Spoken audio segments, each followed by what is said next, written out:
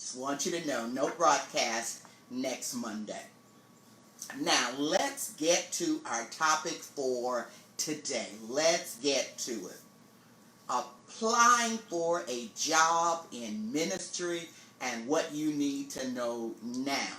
Every year I do a broadcast and talk about getting a job in ministry and provide what I hope are helpful tips and information to help you.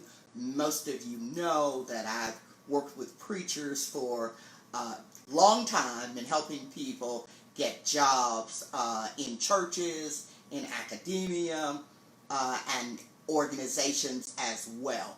So what I've tried to do over the years is combine all of the information, stay up to date, and find out what churches and organizations are looking for as they are hiring people. So here's some things that you all need to know, okay?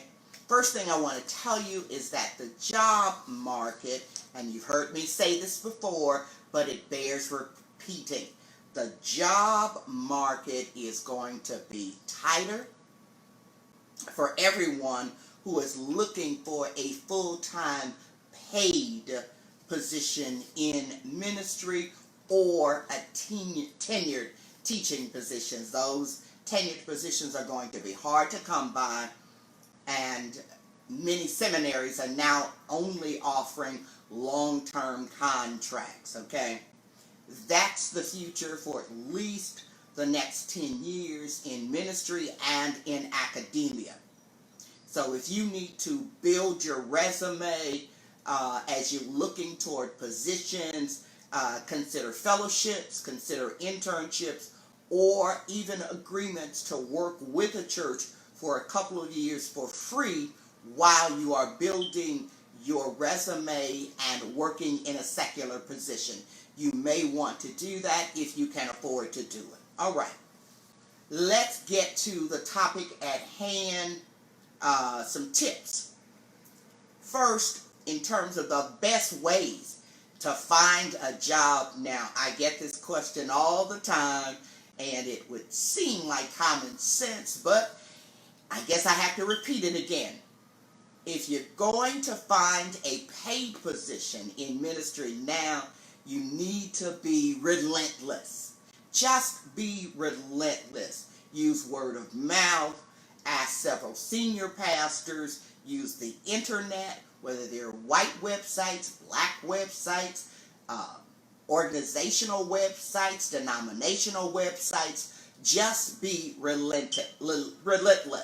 It's going to take all of that now to find the job that you are looking for in ministry. So know that before you get started, you're going to have to be relentless in sending out multiple resumes, okay? And finding a job that's the best fit for you and getting all of the background information you can before you apply. You need to be relentless, okay? Now, you are interviewing for jobs until you get one or get a new one. That means you need to watch your online footprint. So you are interviewing, whether you know it or not. If you're looking for a job in ministry for the next month or during the next 18 months, during that entire time, you are interviewing. That's right, you are interviewing. So watch your online footprint.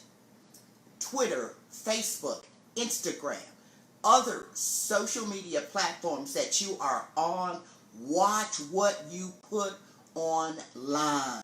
Just watch what you put online.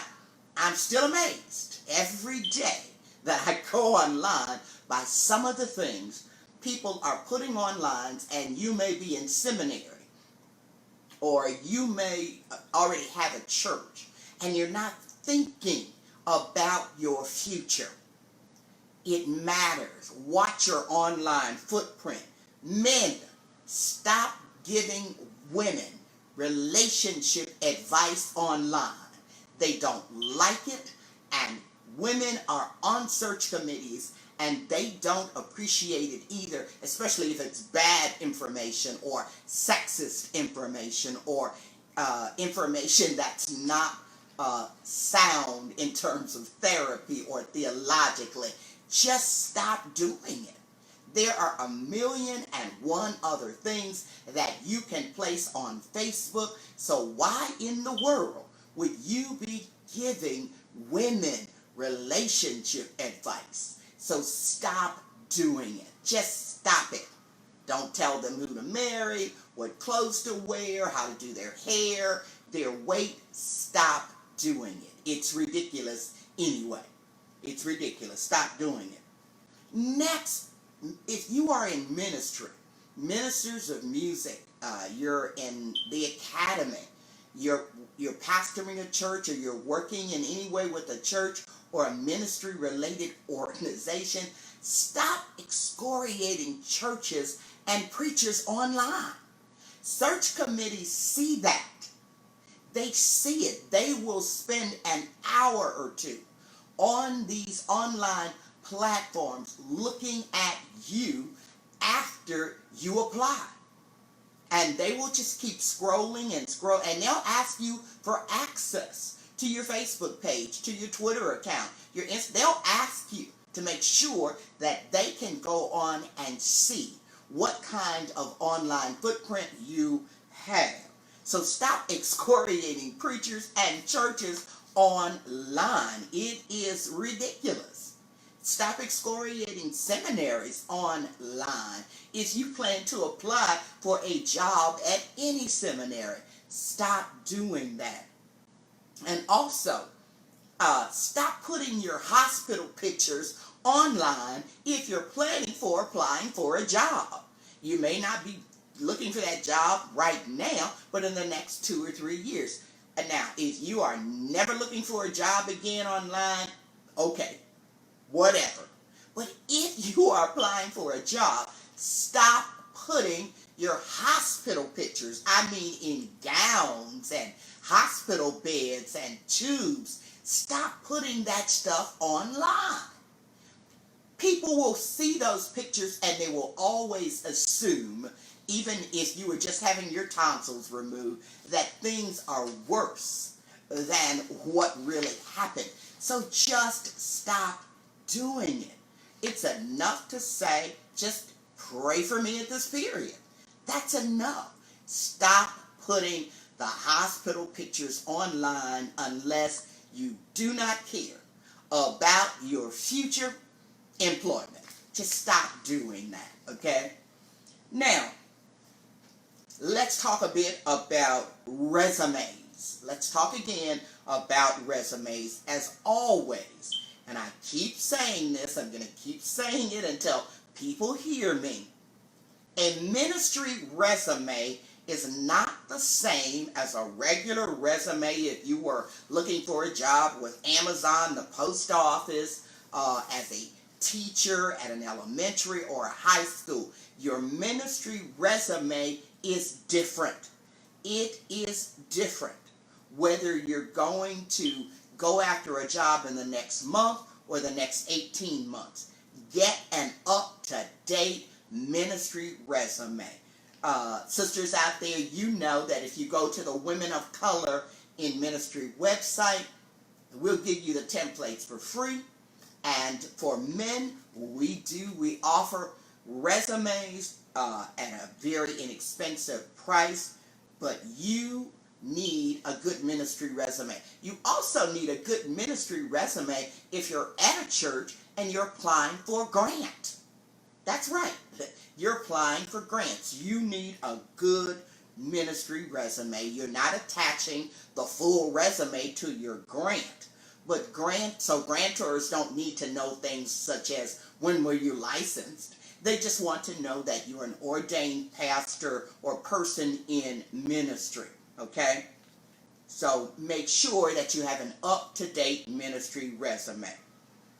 Now, unless you are under 30 and do not have an MDiv, there's no need to put down where you graduated high school either. Okay?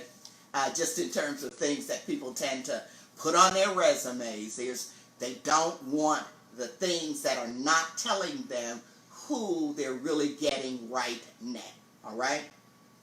Also, the latest thing that they're doing in ministry, once upon a time, it was wonderful to send people a 5-page resume to show them how fabulous you are. Churches no longer want long resumes. 3 pages, that's long enough. And now, in academia, it might be slightly longer, but not much longer. All you need to do in academia is go online and look at someone who was recently hired in the type of school that you want to attend and the type of position you're looking for in a seminary or a college. So that will give you some idea of the length and what they are expecting on the resumes of people who were recently hired. Okay, you can go online to do that. Also, in your ministry resumes, search committees only want to know about your non-ministry jobs if they relate to ministry in some way. So for instance, if you had been a teacher, you can put that on your resume, because a part of what you may have to do if you are the executive pastor, the assistant pastor, the youth director, and certainly the senior pastor, you will have to teach. So that's related, okay? The other thing is, if you're under 30 and don't have very much to put on your resume, then it makes sense that you would put some of your secular jobs no matter what, to show that you have been an employed person for a decent amount of time. Okay? You don't want resumes with 3, 4, 5 blank years in it that show that you haven't done any work. You can fill in those blank periods as well with time in school, but even the time in school should show that you were writing, being a TA, or something like that, okay? But the bottom line is, search committees now want shorter resumes. They should be able to look at your resume very briefly and say, this is who we want, or they'll put it in the garbage because it's filled with spelling errors, grammatical errors, and work that does not relate to the position for which you apply. Next, be prepared if you are applying for a job in which you will have to preach. And it may not be that you are applying for a senior pastor position, but in any role where you may have to preach periodically, be prepared to send in your sermons as links. Be prepared to have them to send in the links. Not all churches are accepting DVDs and certainly not CDs any longer. Many churches, however, do still accept DVDs. If you do not have 2 good DVDs, meaning they're not grainy or a lot of crazy things going on in the background, if you don't have 2, you need to get 2 ASAP. Quick, fast, and in a hurry. You need to get 2. I remember I had a woman who was applying for a church, and she said, I don't have they just wanted 1 good DVD. And I said to her, churches are not interested in your excuses. So I told her, get together 4 or 5 of your loud friends, get some good recording equipment, and preach before that group and send in that DVD. She did it, and she got that church. Churches don't want to hear your excuses. If they ask for links, you have to send them links. If they ask for DVDs, you have to send them DVDs. If they ask that you send everything in online only, you have to figure out how to do that. And many churches now are only accepting materials online. Some do not want them mailed in. So be prepared. Just be prepared. Okay? Be prepared. Next, do not put on your resume that you are divorced. Don't even put it down. Don't put it down. Search committees are not supposed to ask, but they might. So you deal with it in person. Don't put it on your resume. Do put down if you have a spouse and children. Don't put down the ages of your children, simply their names, okay? Make sure that there's certain things that you don't put down. Now, since they're going to check your credit, they're going to do that. If you had a bankruptcy or your credit score is really low, do explain that, either in your cover letter or somewhere in one of your documents. Explain it. Explain what happened. Explain what you're working on building, how you're working on your credit. Explain it. Do not get ruled out of a great position for which you are really qualified because you're divorced or had bad credit. You can explain those things, okay? Let's say that you are applying for what you hope or expect is your retirement position. Whatever that is, it may be as the senior pastor, it may be as an executive minister, it may be as the head of an organization. Let's say that you are applying for what you hope will be your retirement position, okay? In that case, you can go with a resume that's a little bit longer, but because you're likely already 40, 45, 50 years old as you go to apply for that position, but not much longer, okay? Not much longer, okay? And again, if it's for academia, go online and find the resumes of the new people that they recently hired in your area. Next, let's be specific. Let me get specific here. What are search committees now looking for churches with at least 100 people? At least 100 people in the seats, okay? And they want to know three main things. I'm not going to go through everything they want to know, but three main things they're all going to ask you, and they may not word it exactly like I am, but you'll get the gist. Number one, they want to know how will you work with leaders and how have you done so in the past. Whether the leaders are leaders in a music ministry, the leaders are deacons, they're trustees, they're elders. How will you work with leaders in the church? They may even ask you, do you have a way that you approach leadership and working with people in ministry? So you've got to be able to answer that question quick, fast, and in a hurry. It should show up on your resume, and certainly you've got to be prepared to ask it when you hit that interview stage.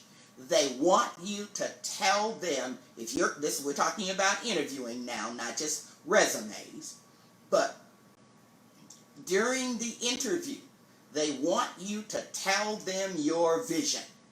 Tell them your vision for the church. That's right. They want to see if you have the ability to talk about vision statements and be creative.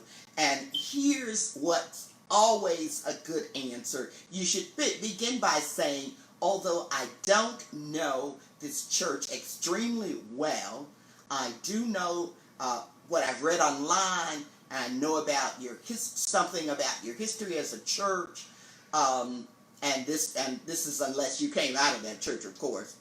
What you want to say to them here then is given what I know, is what I plan to do at this church. If you hire me in the next 3 to 5 years, here's my plan. You need to have a plan and be able to spit it out. 1, 2, 3. Not anything long and drawn out. It's a quick vision statement, and it should relate to that job, okay? The third thing that they're going to ask you in many cases, now this may not apply to ministers of music, or sometimes it won't even apply to executive pastors, but in many instances they will ask you, what will you do to bring in more adults, more young adults, and more men? More young adults and more men. You've got to be prepared to answer those questions, okay? Now, let's say that it's a church with 500 members, okay? Expect these 3 questions from them. They will want to know how much money you have worked with or raised in the past. It is not reasonable for you to expect that a church with a $2 million budget is going to hire you if you've never handled more than $50,000. That's not reasonable. So know who you're applying for, what job you're applying for, and who you'll be talking to. But they're going to ask you some form of finance or money question. Then they will want to know something about programs that you have built. They're looking for growth.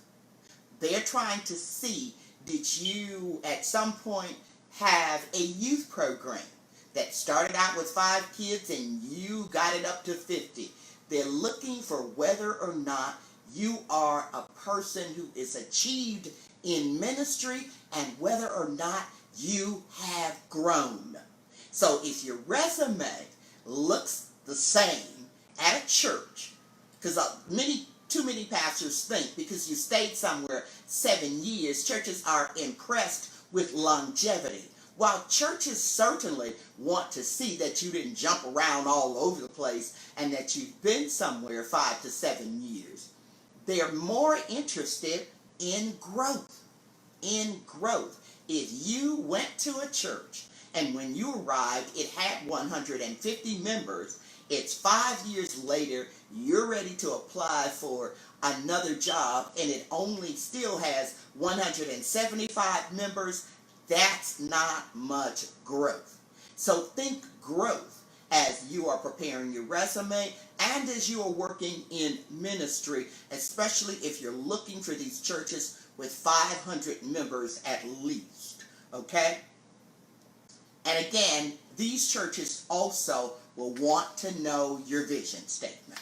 They'll all want to know your vision statement. And the vision statement is not something that's etched in stone. It's just generally where you believe you can take the church, or that God is leading you to take a church in 3 to 5 years, okay? If you're seeking a position in a seminary, here are 3 questions that they are likely to ask. Number 1, and I'm working with a couple of people looking for jobs right now in seminary. Number 1, they want to, of course, know your teaching history and experience. If you have never taught in a seminary, talk about classes that you taught at any level. Talk about being a TA. Talk about teaching Bible study. Anything. They want to know about your teaching history and your teaching potential. What type of teacher are you? They may even ask you your teaching philosophy. Okay? So they will be looking for teaching history and experience. Number 2, they will probably ask you about your philosophy, and certainly they want to know about your writings. And again, if you are brand new and you're just graduate, I keep telling people, while you're working on those PhDs, write something. It can be an article for any online reputable website. The news service, I'm trying to think of that news service, but Sojourner, theroot.com, any place that's reputable. It's better to have something written than nothing written. And make sure you're writing in your area. Write something. You are in a much better position going for a new job in academia with 3 articles than those who go for it without it. Everyone's finished their dissertation, and you can talk about your dissertation, but make sure you've written something, okay? Let's say you want to be a minister of music at a church. They're more than likely going to ask you at least these 3 questions. They'll have many others, but at least these 3. They're going to ask you, how will you work with the pastor concerning music? How do you get along with pastors and music, and how have you done it in the past? They're going to ask you what's your favorite type of music, what instruments you play best, etc. What they're really after is whether or not you are well-rounded and can play the type of music that their church plays, as well as something else. You may not read music, but they're going to want to know that, and certainly they're going to want to know, how do you work with groups in a worship and arts department? How have you worked with choirs? How do you work with children? Do you get along with other musicians and teams working in worship and art? And it's great to have a vision for that church regarding music, but what I gave you, those are the baseline questions, okay? And so if you know your vision for worship for a church, and that's just icing on the cake, okay? Now, let's say that you are applying for a position that's a non-pastor position. You're not applying to be the senior pastor. You're applying to be the youth minister, a Christian education director, an executive pastor, or etc. That the pastor who interviews you or the committee who interviews you, they are going to want to know about your pastoral, not senior pastor, but your pastoral experience working in a church. Never mention a negative experience you've had. So if someone says, so why are you choosing to leave your current position? The Lord is simply leading you somewhere new in this season. Never mention a negative experience. Okay, that's over. You're on to something new. And if they bring it up, you still talk about it in a positive way. What you learned, how much you appreciate it, what the church taught you in a position, okay? They're also going to want you to know, and I'm talking again about youth pastors, Christian educators, executive pastors, etc., your theory of your job. So let's say, for instance, if you apply to be a youth minister, they're going to want to know how you understand youth ministry today. Your theory of your position. How do you understand Christian education today? You should be able to spit that out quickly, articulately, okay? So write it down and practice it. Also, of course, and this basically applies to all positions, they'll ask it in some form, be prepared to tell people what you bring to the position. Be prepared. Most churches cannot afford to pay anyone other than a senior pastor and the musicians.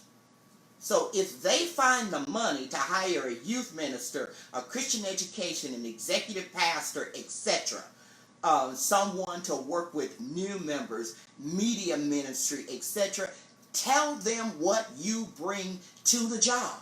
Whether they ask you or not specifically, they're asking you indirectly. So be prepared to tell them, I bring 5 years of consistent, excellent work in this area. I bring 3 years administratively doing a great job, working with a congregation of 300 people, working well with leaders, etc. Be prepared to tell them what you bring to the position. All right? Now, I said, and this sparked a whole lot of comment online about ministers getting paid. Ministry is a calling. We all know that. Okay, now I'm not going to dispute that or argue with anyone about that. I believe ministry is a calling. But I also believe that every minister deserves to be decently compensated. Okay? Now, if you can afford to work 60 or 70 hours, meaning you're working for a secular job and then for a church that can barely pay you, that's fine. That is your decision. I'm not knocking it. There are people who simply say, I do the job for even if they didn't pay me. That's your decision. That is your decision. I'm not knocking it. I don't have anything denigrating to say about it. Okay? I'm talking to the people who say that they can do that and then find out that they're overworked and grossly underpaid. I said it and I mean it.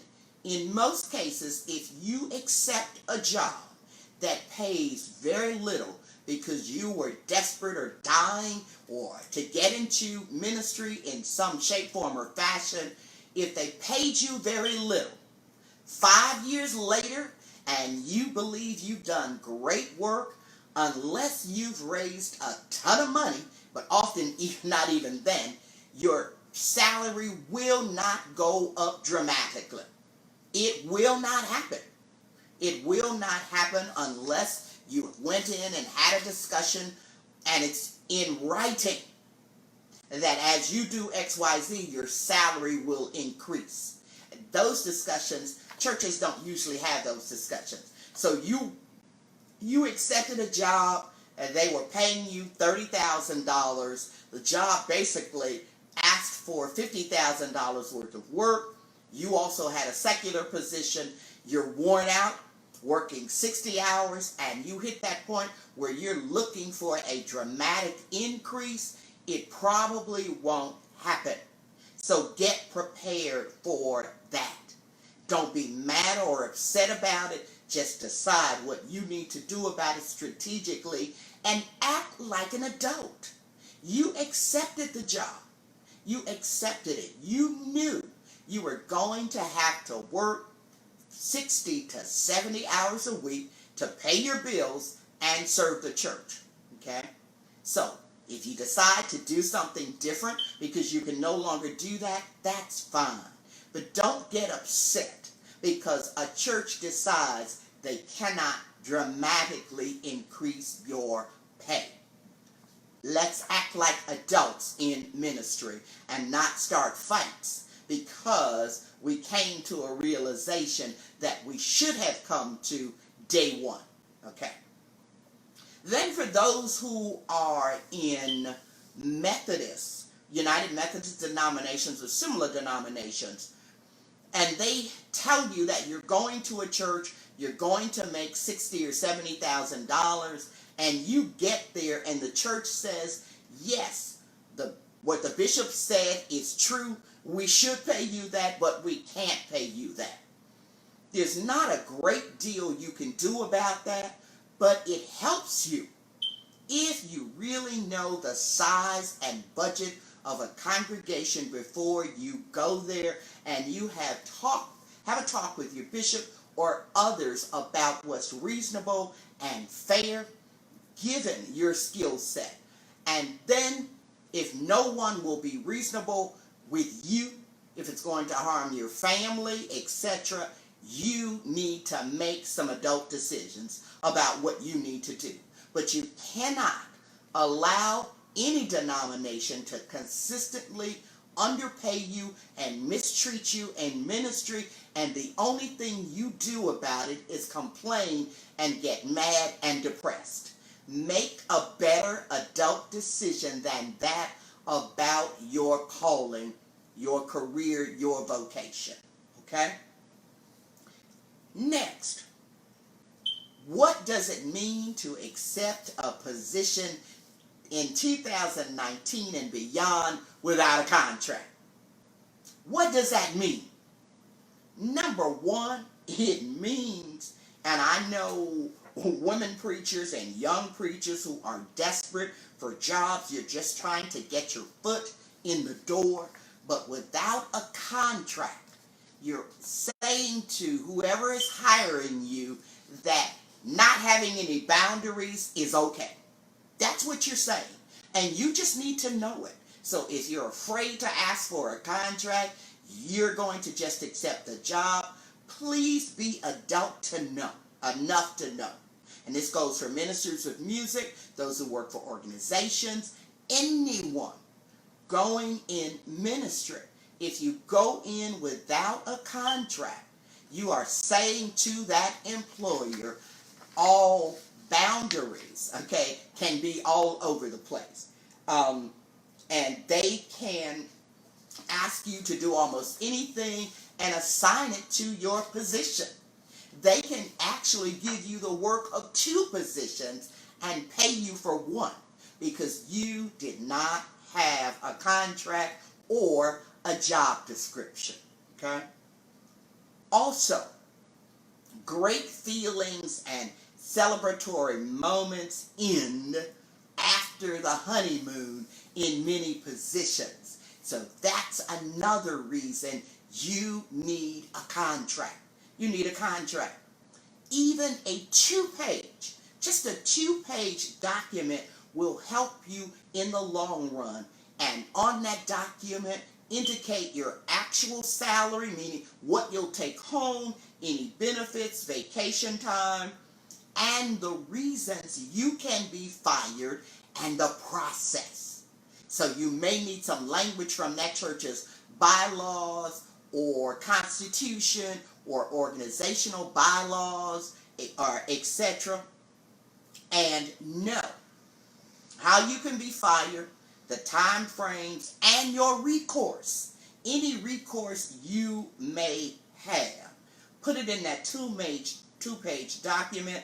Also indicate what a church or organization will owe you in terms of notice if they fire you. How much notice do they have to give you? How much will they have to pay you if they fire you, if anything? And also, the same applies if you quit. How much notice do you have to give them? Okay? What documents do you have to give them to get your final check, etc.? Try to get a statement also about what will be told to your next employer. Try to get a statement in there that simply says they'll agree if you quit or you were asked to leave and before they fired you, that they'll simply put in a statement that said you worked from this period to this period in this position. Try to get that in a contract. Like I said, a 2-page contract is better than no contract at all. Right? Okay. Now, if you're seeking, let's say that you're out there and you're looking for a better paying church job, period. I've also already said a little bit about your resume. Okay?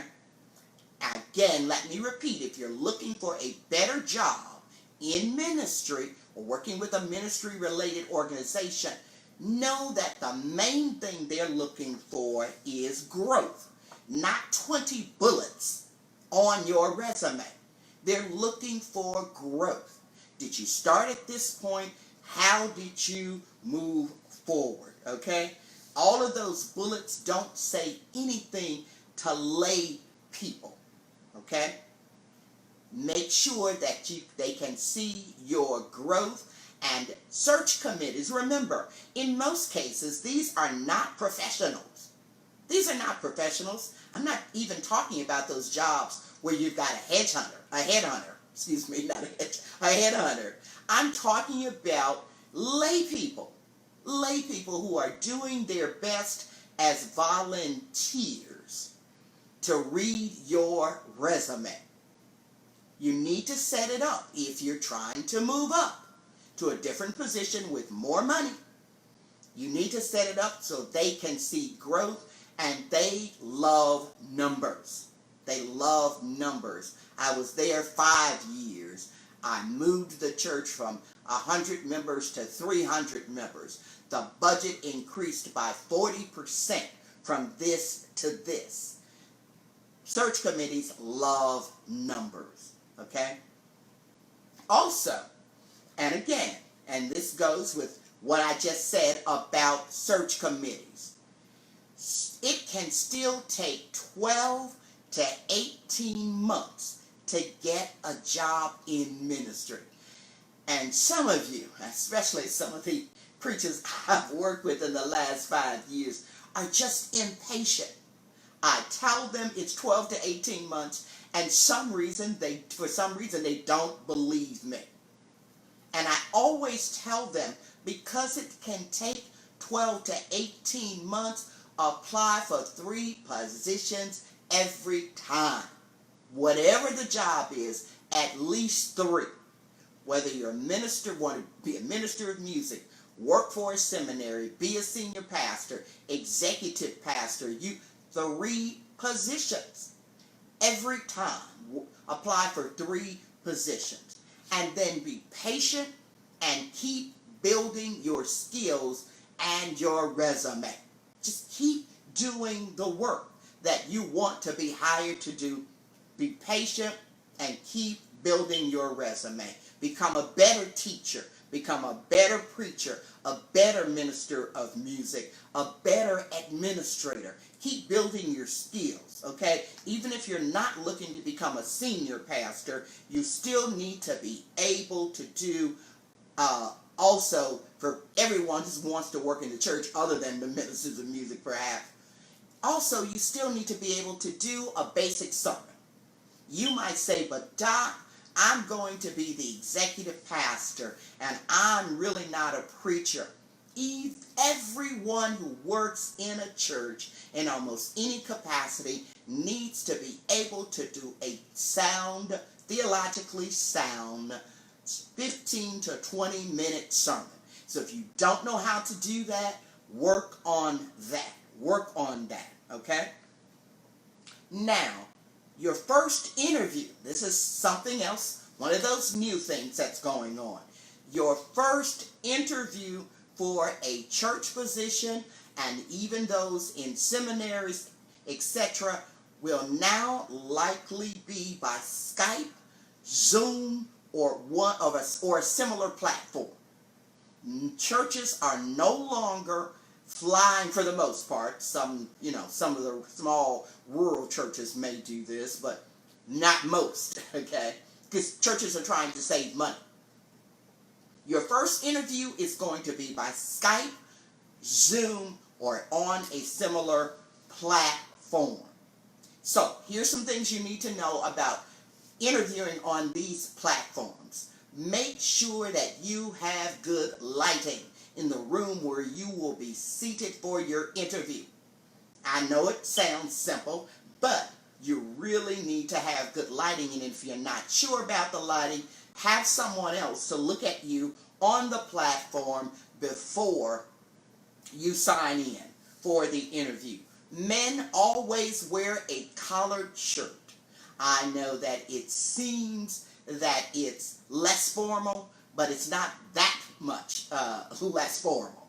Always wear a collared shirt. Ties are not necessary, but they're never wrong. Okay? Always wear a collared shirt. Women always put on a small amount of powder on your face. If for no other reason, it will help remove the shine that comes with a camera. Okay? And if you're going to do lipstick, make sure you do a lighter lipstick, not a dark lipstick. You may love red, but you don't want to use it during an interview on Skype, Zoom, or a similar platform. No large earrings, okay? And women wear a bright color, light blue, purples, etc., but not a shocking color. Avoid black, okay? Avoid red. You can wear a blouse on these platforms as long as it's not one of those that does not show a great deal of cleavage. And these are things you can check. You don't want to wear tight shirts and tight blouses. You can check this before the interview. The other thing that you should do when you're being interviewed by Skype, Zoom, etc., write down the names of the people who are interviewing you. So you should have a piece of paper. It's better to have a portfolio so that they can't see you writing on a tablet or a big white piece of paper. Have a black portfolio on your table in front of you. Write down the names of who is interviewing you and then address people by name. Sister so-and-so, brother so-and-so. And just ask them, would you please introduce yourselves and then use their names. People love having their names repeated, but make sure it's Sister so-and-so or Brother so-and-so, Miss so-and-so, or Mr. so-and-so. Avoid bottles of water on the table next to you, and certainly avoid drinking them. You can have a glass, make sure you don't knock it over, but bottles make those sounds, okay? So avoid those. And last but not least, this should go without being said, but I'm going to say it anyway. Make sure that you are not interrupted. Your phone should not even be in the same room with you. No one should come in. It's not funny or cute if a child runs in and interrupts your interview. If your spouse comes in and interrupts your interview. Don't let that happen. Also, I just want to say this, just thought about this. You can always interview a committee as well. You can ask one great question, just one, during that initial interview. You can ask a couple more if you become a finalist and you're in person. So during the interview, you might ask this question. What one great dream or wish do you have for your church? What one great dream, prayer, wish, however you choose to word it, do you have for your church? You'll always get answers and they'll be informative, okay? So just remember that. New platforms, they probably won't fly you in, and they're choosing to do that instead of just interviewing people by phone. All right? Now, if you are through being in pastoral ministry, or you're looking ahead, you're looking toward retirement, okay? Or you're basically just through. Only use your resume to point to the skills for your new position, okay?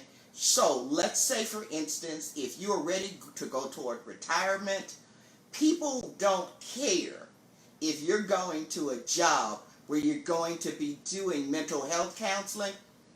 They really don't care if you help with the maintenance of the church. They really don't want to know about that. They do want to know if you worked with families in crisis. That will be helpful. So make sure, whether it's an organization, it may be a seminary, etc., make sure that you redo your resume so that it highlights the skills that you will need for your new position, okay? This is especially important for those who are 55 and over. Redo your resume. Take off all of those old things that no one cares about. They may look good to you, but they will not help you get the job. Redo your resume.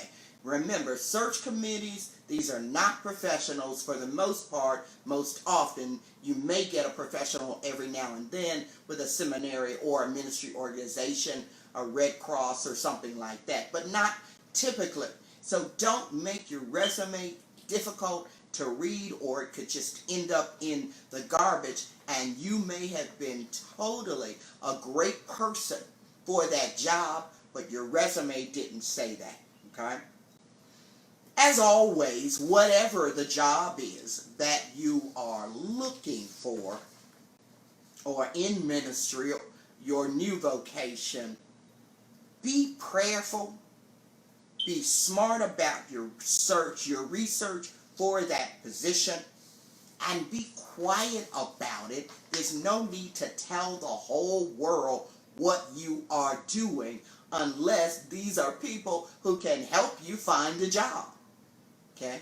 Because you can still get jobs word of mouth. Just be prayerful, be diligent, be quiet.